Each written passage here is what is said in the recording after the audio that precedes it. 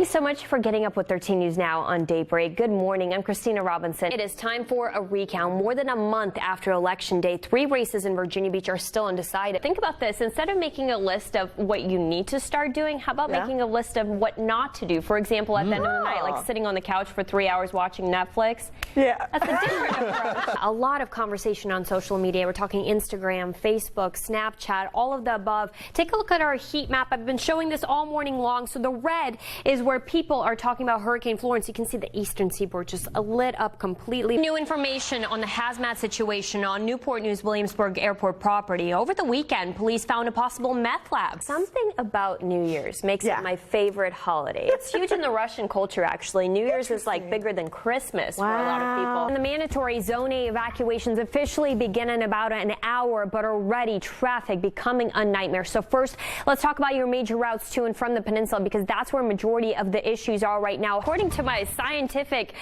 traffic predictions here, it's a big old thumbs up if you're just about to head out the door. You like that, Ash? All right, here's a live look at I-64 at Jake Lloyd Morris Boulevard. A local restaurant is bringing back the ancient art of noodle pulling. Today on Friday Flavor, I'll introduce you to the noodle man himself. It's a Chinese tradition stretching back hundreds of years. Noodle pulling. They're different. An art co-owner of Noodle Man Yu Shi learned in China. You can taste it's like the fresh. The so-called lamian noodles are made from scratch daily from dough that gets worked on by hand. What I'm doing right now is make them soft. When it's just right, it's time to start pulling. And noodle pulling is absolutely part of the experience here at Noodle Man. You can watch your food go from pot to plate. Lots of people want to sit on the bar and they can watch the chef how to make the noodle. It takes less than a minute to cook the hand-stretched noodles. Oh, that looks good. Then it's time to slurp up. All right, I'm going in. I tried a few of the most popular dishes, including Mongolian beef stir-fry and hot and spicy noodle soup. Dishes the noodle men of Virginia Beach can't wait for you to try. I hope everybody can get the original Chinese food. It's the bread and butter of the Outer Banks.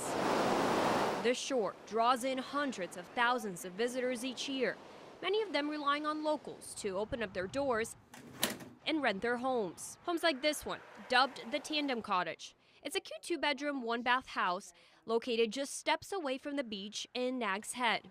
Perfect for a quick getaway for the 4th of July weekend, I thought, which is why when I saw the listing for it on Craigslist, I knew I had to jump on it. I got a reply fairly quickly. The supposed owner told me it is available and forwarded on this leasing contract. The contract outlined everything from what is supplied at the property to whether I can use the fireplace. Seems legit, right? All I needed to do is sign the contract and transfer the money. But something told me it's almost too good to be true, so I started digging. A quick Google search led me to the website homeaway.com. You reached out to me on HomeAway. Something doesn't feel quite right about this. Are you the owner of this particular cottage? And so I could feel what was coming. Meet Amy Underwood. She actually owns the Tandem Cottage, but she's not Helena Mitchell, the person who is ready to rent it out to me and take my money. It just makes your stomach turn over. An uncomfortable situation Amy has dealt with before. A scammer hijacks pictures and specs and hopes to cash in. The one that you dealt with had actually done a little bit of homework, which was interesting. And they provided you with a phone number, which is also pretty unusual. A lot of times it's just email, like strictly an email conversation. So it's interesting to see they're getting a little more sophisticated. Sophisticated enough where they actually fooled families before. I guess you always think, well, it'll never happen to me. This is Cindy Thornsward, a friend of Amy's who also rents out properties. For Cindy, the uncomfortable moment came 2 summers ago. I was contacted by one of my current guests who said there was someone at the door thinking they had rented this house for 3 or 4 nights. So I had to be the one to tell these people that they had lost their money and they had nowhere to stay. That family drove all the way from Chicago with 3 kids under the age of 5. Their car packed with groceries. A desperate situation that Cindy says was a learning moment for everyone. You never know when it's going to happen. You wait every week for the phone to ring and get the call that, someone else has shown up. That could have been me.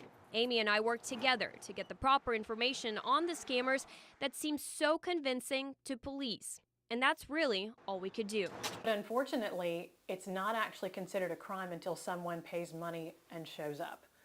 So what they were able to do was go on, and they did contact Craigslist, and they were able to delete that account, but it takes a solid 5 minutes to go on and recreate that account. So that particular scammer probably is already at it again, or was at it again within about 10 minutes on another property.